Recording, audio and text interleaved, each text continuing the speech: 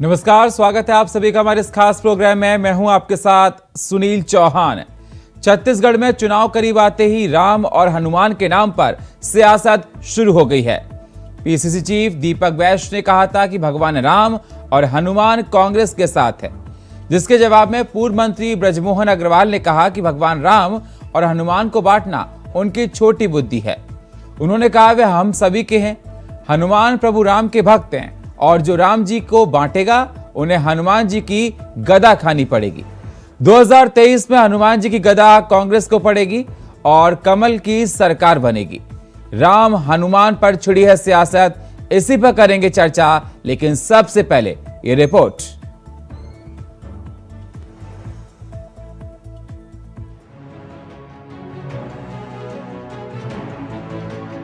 छत्तीसगढ़ में चुनावी सरगर्मियां काफी तेज हो गई। अब यहाँ भगवान भरोसे राजनीति सियासत शुरू हो गई है। पहले भगवान राम और अब हनुमान जी के साथ को लेकर भाजपा कांग्रेस में जुबानी जंग शुरू हो गई।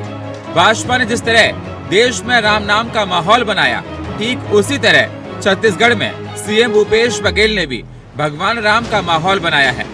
उत्तर प्रदेश भगवान राम की भूमि है तो छत्तीसगढ़ की माता कौशल्या की भूमि है। यहाँ भी भगवान राम ने वनवास के कई साल गुजारे थे, इसलिए अब छत्तीसगढ़ भी भगवान राम के हैं। लेकिन सियासी पार्टियां भगवान पर एकाधिकार जमाकर सियासी जीत हासिल करना चाहती हैं। इसे लेकर छत्तीसगढ़ कांग्रेस अध्यक्ष दीपक वैश्य का एक बयान सामने आया है, जिसमें वे कह रहे हैं कि हिमाचल और कर्नाटक में भगवान हनुमान जी ने कांग्रेस की नैया पार लगवाई थी और अब छत्तीसगढ़ में भी हमारी नैया पार लगवाएंगे और हम दोबारा सत्ता में काबिज होंगे। दीपक वैश्य का ये बयान उस वक्त आया था जब उन्होंने जिला कांग्रेस कमेटी की बैठक में शामिल होने से पहले कांग्रेस भवन में स्थित हनुमान मंदिर में पूजा की थी। उन्होंने कहा था कि किसी भी योजना में जाता हूँ, अगर वह मंदिर हो या देव गुड़ी होता है तो सबसे पहले पूजा करता हूँ, इससे सकारात्मक ऊर्जा मिलती है। ऐसे अध्यक्ष ने उससे पहले भी अगर मंदिर है बाजू में या हम लोग आस्था, हम लोग बस्तर में ज़्यादा काम किए तो अगर गुड़ी है वहाँ तो वहाँ जाके पहले दर्शन करते हैं। इसका मतलब होता है शुभ होता है। कोई शुभ काम करने से पहले मंदिर दर्शन कर ले, अगर कार्यक्रम स्थल के आजू बाजू है तो मंदिर दर्शन कर ले, फिर अपना कार्यक्रम अपन शुरुआत करें। तो ये क्या है, इससे थोड़ा सा गति मिलता है। बिल्कुल बिल्कुल बिल्कुल। आप अध्यक्ष जी मंदिर बनवा दिए तो अच्छा है। अब वैसे भी कर्नाटक में बजरंग बली ने हमारा नैया पार लगाया है तो वहीं पूर्व मंत्री और भाजपा के वरिष्ठ विधायक बृजमोहन अग्रवाल ने कांग्रेस अध्यक्ष दीपक वैश्य के बयान को लेकर कहा कि भगवान राम और हनुमान को बांटना उनकी छोटी बुद्धि है। वे हम सभी के हैं, हनुमान प्रभु राम के भक्त हैं और जो राम जी को बांटेगा उन्हें हनुमान जी का गदा खानी पड़ेगी। 2023 में हनुमान जी की गदा कांग्रेस को पड़ी और कमल की सरकार बनेगी। कांग्रेस ने मिशन 2023 की शुरुआत ही पूर्व मंत्री और दशकों से रायपुर की दक्षिण विधानसभा सीट पर काबिज बृजमोहन अग्रवाल के विधानसभा सीट से प्रगति यात्रा निकाल कर की है। प्रभु राम और प्रभु हनुमान को बांटना ये उनकी छोटी बुद्धि है। प्रभु राम पूरे देश के हैं, जन जन के हैं, मन मन के हैं और प्रभु राम हनुमान तो प्रभु राम के भक्त हैं और जो हनुमान जी को बांटेगा उसको हनुमान जी का गदा खाना पड़ेगा और 2023 में हनुमान जी का गदा उनको पड़ेगा और कमल फूल की सरकार यहाँ पर छत्तीसगढ़ में बनेगी। भगवान राम और हनुमान के नाम पर सियासत जोरों पर है। क्या ये माना जाए कि जनता के दिल में जगह बनाने के लिए, चुनाव को जीतने के लिए भगवान राम और हनुमान के नाम पर की गई राजनीति काम आती है और आती है तो कितनी आती है, ये देखने वाली बात होगी। Video report, India voice, Raipur. तो लगातार ये देखा जा रहा है भगवान राम और भगवान हनुमान के नाम पर सियासत जोरों पर हो रही है। विधानसभा चुनाव आते देखते ही भगवान राम और हनुमान को हर पार्टियां याद करने लगी हैं, चाहे वो बीजेपी हो चाहे कांग्रेस हो। इस पर चर्चा करने के लिए हमारे साथ सत्यप्रकाश सिंह, प्रवक्ता कांग्रेस के, हमारे साथ जुड़ चुके हैं। हमारे साथ राहुल टिकरिहा, प्रवक्ता भारतीय जनता पार्टी के, हमारे साथ जुड़ चुके हैं। दोनों मेहमानों का हमारे साथ स्वागत है चर्चा में जुड़ने के लिए। सबसे पहले राहुल जी, मैं आपके पास ही आना चाहूंगा। जिस प्रकार से कांग्रेस के दीपक वैश्य का कहना है, अध्यक्ष का, कि कहीं ना कहीं अगर ये देखा जाए कि कर्नाटक में हनुमान जी का गदा बीजेपी को लगा, उनको सत्ता से बाहर कर दिया गया, और अब आने वाले विधानसभा चुनाव में ऐसा ही हाल उनका छत्तीसगढ़ में होने वाला है। देखिए, जिस प्रकार से कांग्रेस पार्टी श्री राम जी को और हनुमान जी को बांटने का काम कर रही है, ये अपने आप में दुर्भाग्यपूर्ण है। क्योंकि श्री राम जी और श्री हनुमान जी जन जन के हैं, मन मन के हैं, हर किसी के हैं, हर किसी के मन में उनके लिए श्रद्धा है और हर कोई उनकी भक्ति कर सकता है। ये जिस प्रकार से बांटने का काम किया जा रहा है, ये अपने आप में दुर्भाग्यपूर्ण है। और आपको बता दूं, दीपक वैश्य जी, सबसे पहले तो अभी मैं आपके जिस चैनल के माध्यम से उनका बयान सुन रहा था, वो कह रहे थे कि जब भी हम बैठक में जाते हैं और आसपास अगर कोई मंदिर हो, हम जरूर पूजा अर्चना करते हैं। मगर ये अपने आप में एक संदेहास्पद विषय है कि बस्तर के दो आदिवासी नेता कांग्रेस के, एक कवासी लखमा जी और दूसरा दीपक वैश्य जी, बीच बीच में ये बयान देते हैं कि बस्तर के जो आदिवासी हैं, छत्तीसगढ़ के जो आदिवासी हैं, वे हिंदू नहीं है, इनको दूसरे अनुसूची में शामिल किया जाए। ये बयान भी इनके द्वारा आए हैं पहले भी। तो ये तय कर लें कि ये आदिवासी हैं, ये हिंदू हैं या फिर कुछ और। मैं आपको स्पष्ट करना चाहूंगा कि दीपक वैश्य जी, कवासी लखमा जी वास्तविक में जो 10 जनपद की गुलामी का एक असर है वो दिखा रहे हैं। ये बतलाना चाह रहे हैं कि आदिवासी को किस प्रकार से ये बांटना चाह रहे हैं। भाई, आदिवासी का मूल अर्थ ही होता है शिव जी के उपासक, और कहीं ना कहीं शिव जी को आदिवासी माना जाता है। और इनके जो आराध्य देवता होते हैं वो बुढ़ा देव है, शिव जी है। तो ये किस प्रकार से बयानबाजी कर रहे हैं दीपक वैश्य जी और कवासी लखमा जी, एक प्रकार से छत्तीसगढ़ के आदिवासियों को भी तोड़ने की कोशिश है। मैं आपको बता दूं, जिस प्रकार से आदिवासी अंचल बस्तर और सरगुजा में ईसाई मशीनरियों का एक झुंड उमड़ा हुआ है और उसे एक कहीं ना कहीं मौन समर्थन कांग्रेस का मिला हुआ है। ये उसकी ओर इशारा करता है कि ये खुलकर तो नहीं कहते कि आदिवासी ईसाई बन गए हैं, मगर ये जरूर कहने की कोशिश कर रहे हैं कि आदिवासी हिंदू नहीं है। ठीक है, सत्य प्रकाश जी, आपने सुना राहुल जी को? जी सुनील जी, आवाज आ रही है सर मेरी आपको? जी जी, मेरी आवाज आ रही है? जी, बहुत अच्छे से आ रही है आपकी आवाज। जी हाँ। सवाल मेरा सर आपसे यही है, जिस प्रकार से बीजेपी वालों का कहना है कि राहुल, जो आपके अध्यक्ष हैं, वो राम और हनुमान के नाम पर राजनीति कर रहे हैं। देखिए सुनील जी, सबसे पहले तो बोलूंगा कि राजनीति कौन करता है ना, राम जी के नाम पे, हनुमान जी के नाम पे, ये सबको पता है। ये पूरे भारतवर्ष को पता है, पूरे भारत की जनता को पता है। इनका तो जन्म ही, मैं तो बोलूंगा कि धर्म के नाम पे और राम जी के नाम पे हुआ था पहली बार। दूसरी बात देखिए सुनील जी, आपको ही मालूम है कि जब 92 की बात मैं कर लेता हूँ, अयोध्या के नाम पे भी इन्होंने जो चंदा लिया, बीएसपी वालों ने खुद ने आरोप लगाया कि उसकी चंदा की बंदरबाट हुई है, विधायक के चुनाव लड़े गए, बंगले बना लिए गए। तो इनके तो लोग खुद बोलते हैं ये बात, हम क्या बोलेंगे, इन लोग ही बोलते हैं। अभी भी सुनील जी, आपको मालूम होगा कि अभी भी जो अयोध्या बना उसमें क्या जमीन घोटाला हुआ वो भी सबके सामने है। मैं उस पर ज्यादा नहीं विस्तृत में जाना चाह रहा हूँ, क्योंकि उस पर अगर चला गया तो 1-1.5 घंटा जो चला जाएगा। मगर मैं थोड़ा सा याद दिलाना चाहता हूँ पूर्ण भाजपाइयों को, राहुल जी यहाँ बैठे हो उनको भी। एक और बात मैं बोलूंगा, राहुल टिकरिया जी बार-बार बोलते हैं, और मैं एक चीज बहुत जिम्मेदारी से बात बोल रहा हूँ कि ये जो बोल रहे हैं ना कि बस्तर के लोग ये पहले तय कर ले हिंदू है। देखिए सुनील जी, मैं बहुत जिम्मेदारी से एक बड़ी बात बोलना चाह रहा हूँ, हम उनके वंशज हैं, उन महान आत्मा के वंशज हैं जो मरते दम तक बोले थे हे राम। हम उनके वंशज हैं जिनको उपाधि दी गई थी दुर्गा की। हम उनके वंशज हैं जो उस समय 90 के दशक में जानते थे कि अगर आपको टेक्निकल देना है तो साथ ही साथ आपको युवाओं को यह भी बताना पड़ेगा कि आपके धर्म क्या है, आपको यह बताना पड़ेगा राम जी का क्या जीवन था, राम जी का क्या उद्देश्य था। तो इसीलिए कहीं ना कहीं जो उस समय रामायण जो प्रचलित हुआ, जो घर घर में लिखा जाने लगा, उसको भी बनवाने में कहीं ना कहीं एक अहम भूमिका थी उन स्वर्गीय राजीव गांधी जी की। हम उनके वंशज है, तो ये हमको ना सिखाए कि हम कौन है और क्या है, हमको मालूम हम कौन है। और एक और बात बोल रहे हैं, हम उनके भी वंशज है जिनको आज भी पंडित नेहरू के नाम से पूरी दुनिया जान रही है। तो हमको ना सिखाए हिंदुत्व क्या है, हमको ना सिखाए भगवान क्या है, हमको ना सिखाए राम जी क्या है। देखिए, हमारे लिए राजनीति करने का विषय नहीं होता राम जी का नाम, हमारे लिए आस्था का विषय। हम काम करते हैं, विकास करते हैं, छत्तीसगढ़ में जैसे कर रहे हैं, और साथ साथ जनता के हितों ठीक है, लेकिन मैं आपको बता दूं, एक सेकंड सर सत्य प्रकाश जी, लेकिन मैं आपको बता दूं, छत्तीसगढ़ में भगवान राम और हनुमान को लेकर चर्चित बयान आपको बता दूं कि कब किसने क्या बोला। गृह मंत्री ताम्रध्वज ने साहू ने कहा था कि भाजपा नेताओं के आंगन में मंदिर नजर नहीं आते, लेकिन कांग्रेसियों के हर घर में मंदिर होता है। राम किसके हैं और राम को मानने वाले कौन हैं, ये पता चल जाएगा। आपको बता दें, पूर्व मुख्यमंत्री रमन सिंह का बयान भी था। उन्होंने कहा था, कांग्रेस ने कहा था कि कांग्रेस ने राम को बांट दिया है, ये राजनीति की गिरावट की पराकाष्ठा है। कर्नाटक चुनाव के मैं आपको बता रहा हूं सर, कर्नाटक चुनाव के नतीजों के बाद सीएम भूपेश बघेल ने कहा था, बजरंगबली की गदा भ्रष्टाचारियों पर पड़ी। कांग्रेस नेताओं ने प्रेस कॉन्फ्रेंस करके भी कहा था कि रमन कार्यकाल में करीना, सलमान पर हुए करोड़ों रुपए लुटाए, भूपेश सरकार राम नाम पर खर्च कर रही है।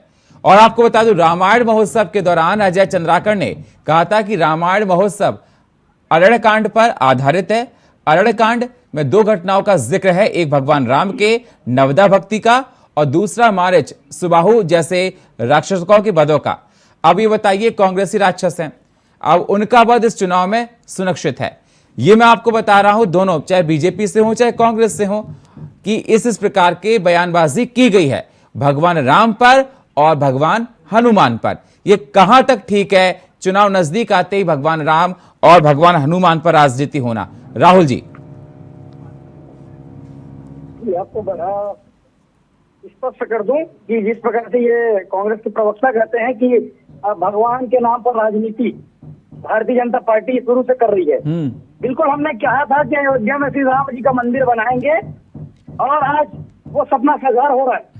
1 जनवरी को पूरा देश, पूरा विश्व भारतीय गौरव अयोध्या में एक विशाल मंदिर के रूप में दर्शन करने जा सकते हैं और पूरा विश्व उसे देखेगा, उसका उद्घाटन भी हो जाएगा। सिर्फ बोलने की बात नहीं हो रही है। अगर हमारे आराध्य श्री राम जी के जन्म स्थली पर मंदिर बनाने का काम अगर भारतीय जनता पार्टी कर रही है और इसे कांग्रेस राजनीति करती है, तो बिल्कुल हम राजनीति कर रहे हैं। हमारे आराध्य जी को अगर हम एक मंदिर के रूप में, कांग्रेस का कहना है कि भगवान राम के नाम पर आप राजनीति करते हैं सर। कांग्रेस का कहना है कि भगवान राम के नाम पर आप राजनीति कर रहे हैं। मैं वही कहना चाहूंगा, अगर अयोध्या में श्री राम जी के जन्म स्थली पर 500 सालों से अधिक के सालों के बाद अगर वहाँ पे मंदिर निर्माण किया जा रहा है और श्री राम जी को भव्य मंदिर का जन्म स्थली को भव्य मंदिर के रूप में परिवर्तित किया जा रहा है, उसे निर्मित किया जा रहा है, और उस विषय में कांग्रेस कहती है कि हम राजनीति कर रहे हैं, तो निसंदेह राजनीति कर रहे हैं, क्योंकि हमारे आराध्य हैं और श्री राम जी के जन्म स्थली पर इन्होंने, आपको बता दूं, कांग्रेस ने 60 साल तक इस देश में राज किया ना। ठीक है, क्या पहल किया इन्होंने, क्या पहल किया इन्होंने अयोध्या के लिए, अयोध्या में जन्म स्थली के लिए। और उल्टा इनके जो नेता रहे, वरिष्ठ नेता रहे, चाहे कपिल सिब्बल जी हो चाहे मणिशंकर अय्यर जी हो, कांग्रेस ने सदैव श्री राम जी के अस्तित्व पर सवाल उठाया। मणिशंकर अय्यर ने तो यहाँ तक बयानबाजी किया कि अयोध्या में अगर श्री राम जी का जन्म हुआ था तो कौन से कक्ष में हुआ था, ये भाजपा स्पष्ट करे। अरे भैया, इतना ही आपको घृणित राजनीति करना है अगर श्री राम जी के नाम पर, तो करना बंद कर दीजिए कि भारतीय जनता पार्टी राजनीति कर रही है। अगर श्री राम जी का मंदिर वहाँ पे भव्य रूप से निर्मित हो रहा है और वहाँ पे राजनीति की गई है भारतीय जनता पार्टी के द्वारा या नरेंद्र मोदी जी के द्वारा, तो ऐसी राजनीति पूरा देश और पूरा सनातन धर्म अपनाएगा और उसका स्वागत करेगा। सत्य प्रकाश जी, जवाब दीजिए। जी सुनील जी, सबसे पहले तो मैं बोलूंगा, ये बार बार पूरी भाजपा जो अपना ठेका लेकर रखे रहते कि हमने मंदिर बनवाया, हमने ये देखी पहली बार सुप्रीम कोर्ट के आदेश के बाद मंदिर बन रहा है। और जैसे मैंने पहले भी बोला, राजीव गांधी जी ने कहीं ना कहीं भूमिका निभाई थी। मंदिर का ताला किसने खुलवाया था? ये हमारी सरकार ने, हमारे राजीव गांधी जी, स्वर्गीय राजीव गांधी ने खुलवाया था। ये सिर्फ सुप्रीम कोर्ट के आदेश के बाद हो रहा है। और एक और बात, इनकी निर्मला सीतारमण ने क्या कहा था लोकसभा में कि कोई प्रभाव नहीं है, कोई प्रभाव नहीं है। इनकी निर्मला सीतारमण क्या बोलती है देख लीजिए। और दूसरी बात, उमा भारती, सुब्रमण्यम स्वामी, ये तो प्रेस कॉन्फ्रेंस करके अपने अटल सरकार पे आरोप लगाते हैं कि अदम्य ब्रिज, जिसको राम सेतु भी बोला जाता है, वो तोड़ने का काम अटल सरकार ने किया था। ये इनके नेता खुद बोलते हैं। और जैसे मैंने बोला, घोटाले की बात कर लीजिए, बीएसपी के राम मंदिर का निर्माण, एक सेकंड सर, राम मंदिर का निर्माण तो भारतीय जनता पार्टी के एजेंडे में था, उनकी बुकलेट में था, घोषणा पत्र में सर। अरे मैं वही बताया था, उनके घोषणा पत्र की मैं बात कर लेता हूँ। हाँ, तो आप ये कैसे कह सकते हैं कि भारतीय जनता पार्टी ने इसके लिए इनिशिएटिव नहीं लिया? बता रहा हूँ सुनील जी, सुन लीजिए, मैं बता रहा हूँ, अटल बिहारी वाजपेयी की जब सरकार बनी तो आप तो एक सेकंड सर, आप तो उस पार्टी के साथ, इंडिया के साथ है जिससे समाजवादी पार्टी ने राम भक्तों पर गोलियां चलवाई थी। अरे वही तो मैं बोलना चाह रहा हूँ, उनके उससे मुख्यमंत्री कौन थे? कल्याण सिंह, उसको गवर्नर किससे बनाया? तो वही तो मैं दिखाना चाह रहा हूँ। अरे भैया, किसने राम मंदिर पर गोलियां किसने चलवाई थी, जरा बताना एक सेकंड सर। अरे मुख्यमंत्री कौन था?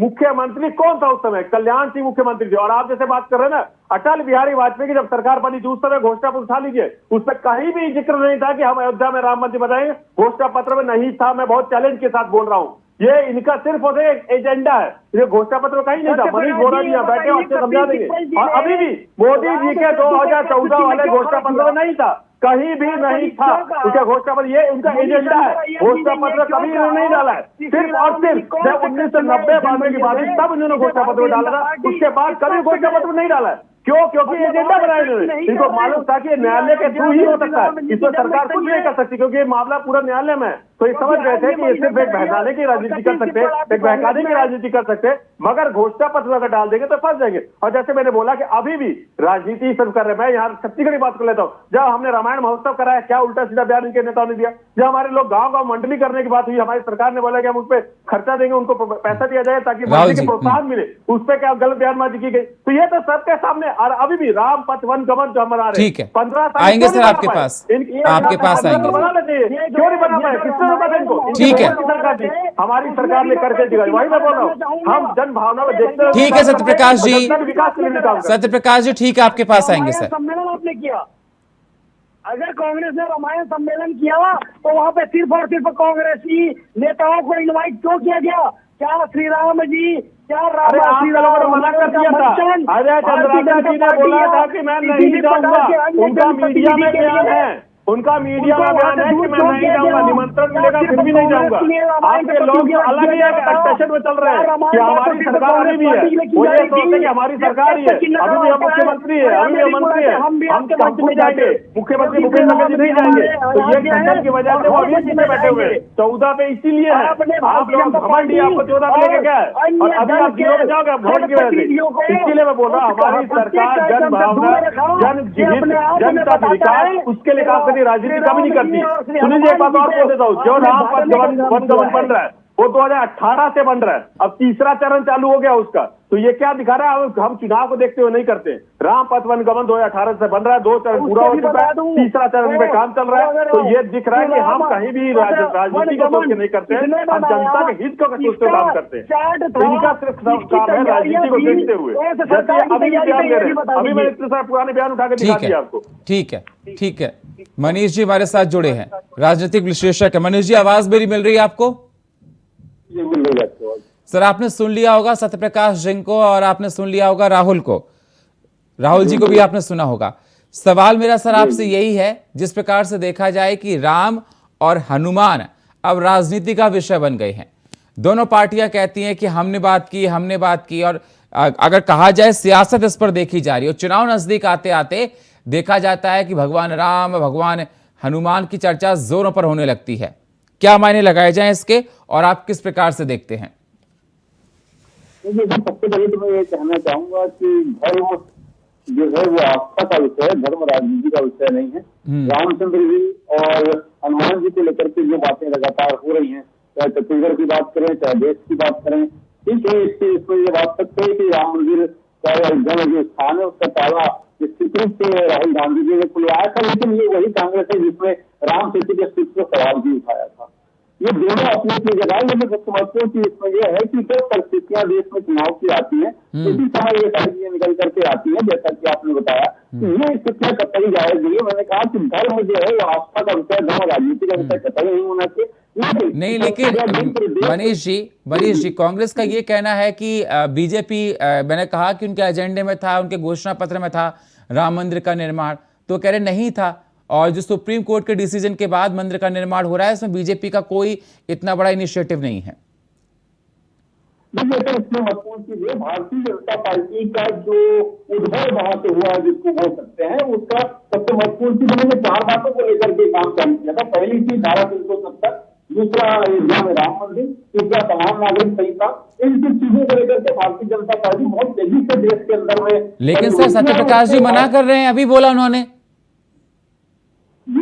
सत्यप्रकाश जी क्या कर रहे हैं वो उनकी पार्टी का स्टैंड हो सकता है, जो मुझे जानकारी में है उस चीज को मैं बता रहा हूँ। वही तो जग जाहिर है, दुनिया जानती है। जी जी, तो इन बातों को लेकर ही भारतीय जनता पार्टी का उद्भव है। जिस तेजी से भारतीय जनता पार्टी देश के अंदर में बढ़ी है, उसका सबसे महत्वपूर्ण बात यही था कि राम मंदिर जहाँ प्रभु राम का जन्म हुआ था, हम वहीं पर मंदिर बनाएंगे। लगातार इस बात को कहते आते थे कि सौगंध राम की खाते हैं, हम मंदिर वहीं बनाएंगे, इस बात को कहते थे। और कांग्रेस के जवाब में ये भी कहती थी कि सौगंध राम की खाते हैं, मंदिर कभी नहीं बनाएंगे। ये दोनों नारे थे दोनों पार्टियों के, ये अपने दोनों का राजनीतिक स्टाइल था। लेकिन आज जो देश में स्थितियां बनी हुई है, राम को लेकर के, हनुमान को लेकर के जो बातें लगातार पूरे देश के अंदर में हो रही है, निश्चित रूप से ये कतई जायज नहीं है। देश को धर्म और जाति के आधार पर बांटना ये कतई जायज नहीं है। मैं इस बात को कतई जायज नहीं मानता हूँ। लेकिन हाँ, ये जरूर है कि देश के भी हिंदुस्तान है, तो हिंदुस्तान में बिल्कुल। लेकिन मनीष जी ये पहली बार नहीं चुनाव के नजदीक आते ही, मनीष जी ये पहली बार नहीं चुनाव के नजदीक आते ही, ये पहली बार नहीं चुनाव के नजदीक आते ही कि राम और हनुमान की बात की जाए। ऐसा ही देखने को मिला था कर्नाटक के विधानसभा चुनाव में, और ऐसा ही देखने को मिला था हिमाचल के विधानसभा चुनाव में। राम और हनुमान, हनुमान का गदा पड़ेगा। भूपेश बघेल का स्टेटमेंट भी आप लोगों ने सुना होगा, जिस प्रकार से उन्होंने कहा था कि गदा पड़ा है बीजेपी पर। तो क्या ये माना जाए कि चुनाव नजदीक आते ही हनुमान और राम को एक विषय बना लेना, इस पर सियासत करना, क्या इससे माना जाए कि आप चुनाव में अच्छा परफॉर्म कर सकते हैं?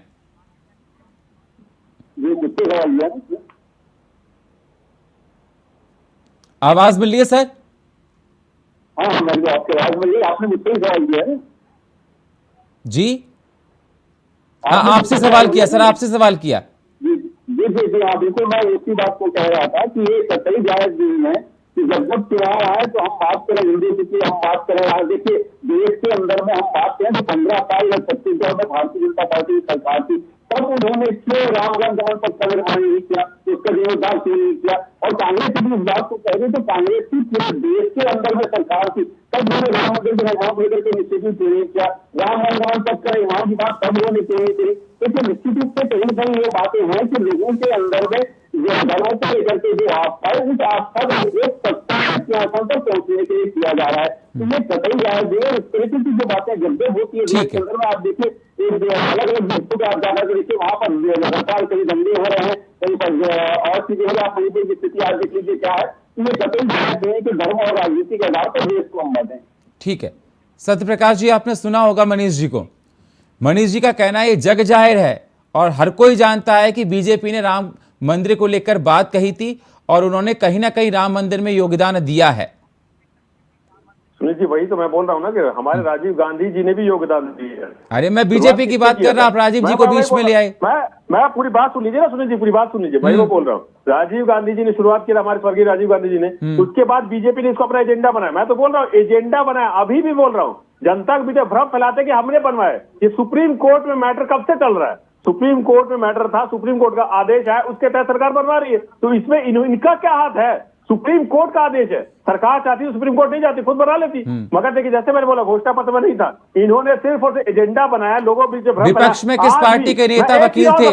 सुनील जी तो निर्मला सीतारमण जी ने क्या कहा लोकसभा में, वो भी सबके सामने है। और एक चीज और बोल रहा हूँ, अभी चैलेंज के साथ बोल रहा हूँ, राहुल जी से पूछ लेता हूँ, इनका धर्म जाति के अलावा, चाहे आप डिबेट करा लीजिए या मैं अभी पूछ लेता हूँ, 5 योजनाएं बता दें जनता के हित के लिए धर्म जाति के अलावा। इनका एजेंडा सिर्फ जाति धर्म के शुरू होता है, वहीं पे खत्म हो जाता है। इसके अलावा इनके पास कोई काम नहीं रहता। धर्म जाति के अलावा इनके पास कोई एजेंडा नहीं है, सिर्फ और सिर्फ जाति धर्म पे लड़ाना, उसके ऊपर राजनीति करना, यही इनका एजेंडा रहता है। ठीक है राहुल जी।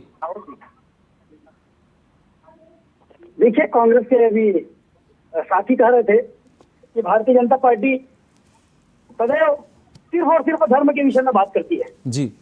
अगर भारतीय जनता पार्टी ने, जैसे अभी वरिष्ठ पत्रकार जी ने भी कहा कि भारतीय जनता पार्टी का पहला टारगेट था अयोध्या में श्री राम जी का मंदिर बनना, क्योंकि पूरे भारतवर्ष के लिए एक आराध्य के विषय है और पूरे देश के आराध्य है श्री राम जी।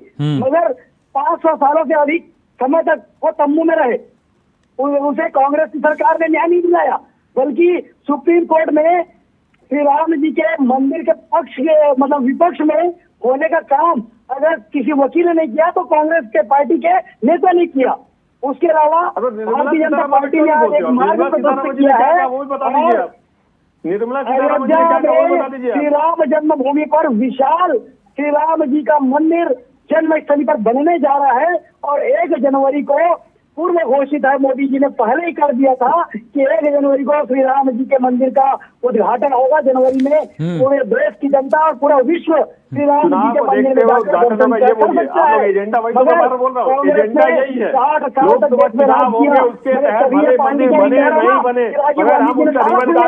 अरे मैं कहता हूँ जब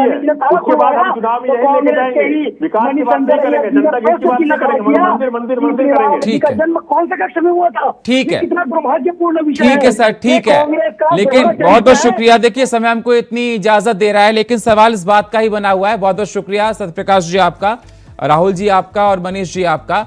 लेकिन सवाल इस बात का है कि राम हम सभी के हैं, हनुमान हम सभी के हैं।